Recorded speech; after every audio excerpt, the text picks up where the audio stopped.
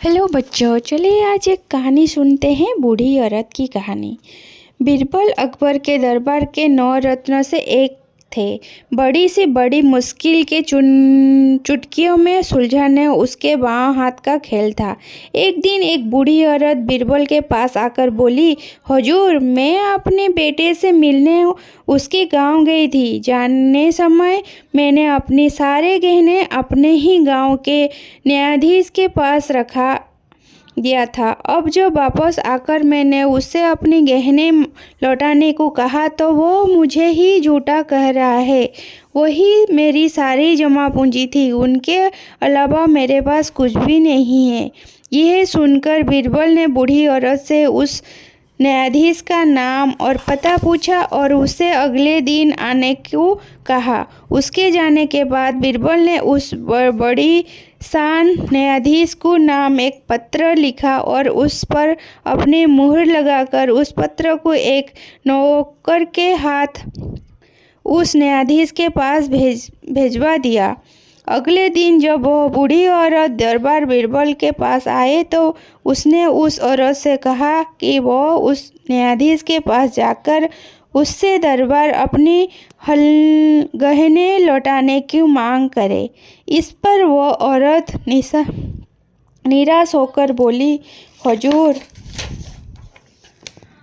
वो मेरे गहने नहीं लौटाएगा। मैं पहले ही उससे कितनी बार गहने लौटाने की मांग कर चुकी हूँ। अब यह मैंने उससे फिर गहने मांगे तो वो मुझे तो ही उठाकर बाहर फेंक देगा। तो बीरबल ने उसे समझाया बुझाकर आखिर बार न्यायाधीश के पास गहने को मांग करने के लिए भेजा।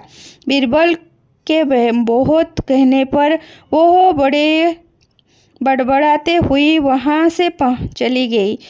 थोड़ी देर बाद ही वह खुश होते हुए वापस आकर बोली, हुजूर, उस न्यायाधीश ने मेरे सारे गहने चुपचाप लौटा दिए हुए, पर मेरे समझ में एक बात नहीं आई। आपने ऐसा क्या किया जो वो इतने आसानी से मान गया?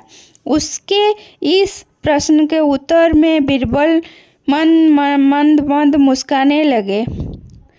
हुजूर, फिर भी बताइए तो सही कि यह सब कैसे संभव हुआ? एक दरबारी ने जब बीरबल से पूछा। मैंने उसे झूठा मूठा लिख भेजा था कि उसके तरक्की होने वाली है, बीरबल बोला। तब उसने सोचा होगा कि बूढ़ी औरत के गहने न लौटाने से उसकी तरक्की में बाधा आ सकते हैं, इसलिए उसने उसके गहने लौटा दिए होंगे। दरबार ने उस अनुमान लगाते हुए कहा, बचेगा तो अब भी नहीं, उसे सजा अवश्य मिलेगा, बीरबल ने कहा। आप लोग को बच्चों कैसे लगा यह स्टोरी बताना ज़रूर और शेयर सब्सक्राइब ज़रूर कर देना। अगली वीडियो में और एक नया स्टोरी के साथ मिलेंगे। बाय।